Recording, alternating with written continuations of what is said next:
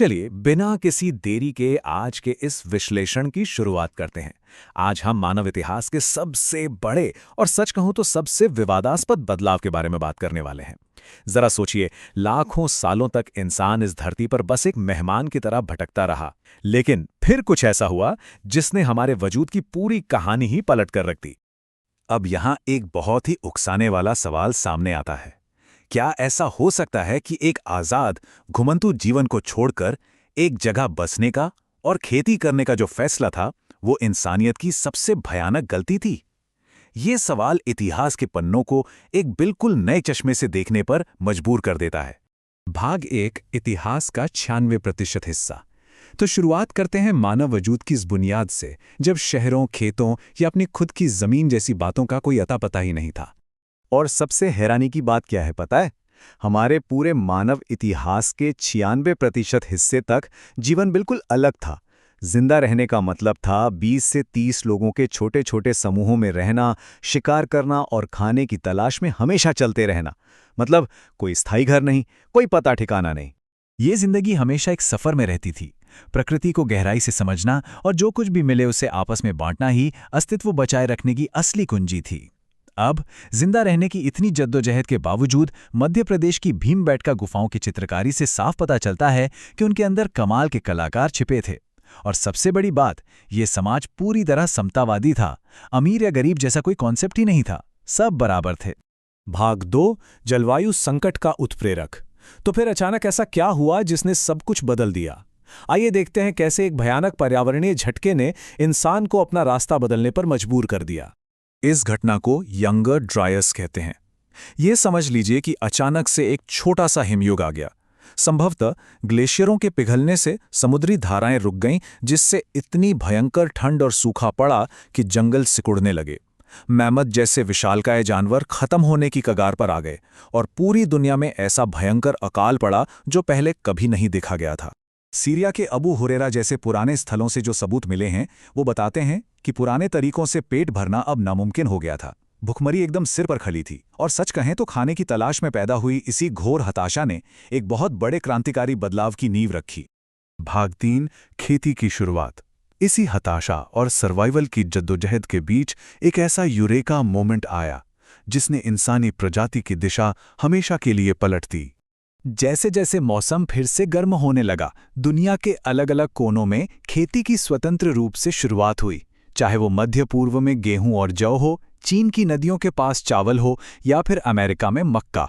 और मजे की बात देखिए, शुरुआती किसानों ने अनजाने में ही सबसे मजबूत बीजों को चुन चुनकर इतिहास की पहली जेनेटिक इंजीनियरिंग शुरू कर दी थी। है ना कमाल की बात? अगर हम अपने भारतीय उपमहाद्वीप की तरफ देखें तो बलूचिस्तान का मेहरगढ़ इसका जीता जागता सबूत है। सिंधु घाटी सभ्यता से भी हजारों साल पहले, करीब 7000 ईसा पूर्व में, यहाँ के लोगों ने एक जगह बसकर गेहूं और जौ उगाना और भेड़ बकरियों को पालना शुरू कर दिया था। और तो और जमा किए गए अनाज को चूहों से बचाने के लिए मिट्टी के बर्तन बनाने की कला का जन्म भी यहीं हुआ। भाग 4, सामाजिक इंजन। अब जो बात सबसे ज्यादा दिलचस्प है वो ये कि कैसे मिट्टी में एक छोटा सा बीज बोने के काम ने पूरी तरह से एक नए और जटिल सामाजिक ढांचे के लिए इंजन का काम किया। ये बिल्कुल एक डोमिनो इफेक्ट की तरह था। जरूरत से ज्यादा भोजन पैदा होने से क्या हुआ? लोगों को खेती के अलावा दूसरे काम करने की फुर्सत मिल गई। इससे कारीगरों का जन्म हुआ। यहीं से मेरी जमीन मेरी फसल यानी प्राइवेट प्रॉपर्टी की सोच पनपी और अंततः इसी चीज ने समाज में मुखिया, राजा और भारी असमानता को जन्म दे दिया। भाग 5, बीज का स्याह पहलू। हर सिक्के के दो पहलू होते हैं, है ना? मानव प्रगति की इस लंबी छलांग में एक बहुत ही डार्क और नाटकीय मोड़ भी है। चलिए इस तरक्की के बदले चुकाई गई भारी कीमत को समझते हैं। कुछ इतिहासकारों का नजरिया वाकई चौंकाने वाला है। उदाहरण के लिए मानव विज्ञानी जेरेड डेमंड इसे मानव जाति के इतिहास की सबसे बड़ी गलती मानते हैं। निष्पक्ष होकर देखें तो आज़ाद घुमंतू जीवन छोड़कर खेतों से बंध जाने के इस फैसले ने इंसान से एक बहुत भारी और विनाशकारी कीमत वसूली। जब हम इन दोनों युगों की तुलना करते हैं तो नतीजा हैरान करने वाला होता है।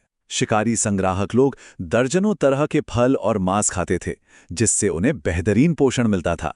दूसरी तरफ शुरुआती किसान बस कुछ गिनी चुनी कार्बोहाइड्रेट वाली फसलों पर निर्भर होकर रह गए, जिससे उनके पोषण का स्तर बुरी तरह गिर गया। खेती की कमर तोड़ देने वाली मेहनत ने गठिया जैसी बीमारियां दी, और जो वो प्राकृतिक समानता थी वो हमेशा हमेशा के लिए खत्म हो गई। और बात सिर्फ यहीं तक सीमित नहीं थी। केवल 1 या 2 फसलों के भरोसे रहने से अकाल पड़ने का खतरा बहुत ज्यादा बढ़ गया। जानवरों के साथ घनी बस्तियों में रहने से चेचक और खसरा जैसी नई और घातक महामारियां फैलने लगी। सबसे बड़ी बात, अनाज जमा करने की इसी होड़ ने इतिहास में पहली बार जमीन और संपत्ति के लिए संगठित युद्धों, छापों और गुलामी की प्रथा को जन्म दिया। भाग 6, हमारी आधुनिक दुनिया की नींव। इतनी भारी शारीरिक और सामाजिक कीमत चुकाने के बावजूद अब वापस पुराने तौर तरीकों की तरफ लौटना किसी भी हाल में मुमकिन नहीं था। असल में आबादी इतनी तेजी से बढ़ चुकी थी कि अब उस पुरानी घुमंतू जीवन शैली से इतने सारे लोगों का पेट भरा ही नहीं जा सकता था। इंसान हमेशा हमेशा के लिए इस नए रास्ते पर चलने के लिए लॉक हो चुका था। ये एक ऐसा जाल बन गया था जिसे तोड़ा नहीं जा सकता था। समाज ने भोजन की गारंटी के लिए अपनी समानता और सेहत का सौदा कर लिया था। और यही सबसे बड़ा समझौता था। खेती की वजह से इंसान एक जगह टिका, जिससे सोचने, लिखने और आविष्कार करने का खाली समय मिला। इसी खाली समय ने आधुनिक सरकारों, साम्राज्यों, विज्ञान और आज के इस आधुनिक समाज को जन्म दिया। भले ही खेती की उस शुरुआती चिंगारी ने आधुनिक दुनिया की नींव रखी हो, लेकिन इसके नतीजे आज भी जलवायु परिवर्तन और औद्योगिक खेती की चुनौतियों के रूप में हमारे सामने डटकर खड़े हैं। चलिए, आज के इस विश्लेषण को एक बहुत ही दिलचस्प सवाल के साथ खत्म करते हैं। सोचकर देखिए, इंसान का ऐसा कौन सा अगला आविष्कार होगा जो उस पहले बोए गए बीज के इतने विशाल और ऐतिहासिक प्रभाव की बराबरी कर सकेगा? क्योंकि उसी एक बीज ने अनिश्चितता के दौर को खत्म करके हमें सभ्यता की उस दहलीज पर ला खड़ा किया जहां हम आज मौजूद हैं।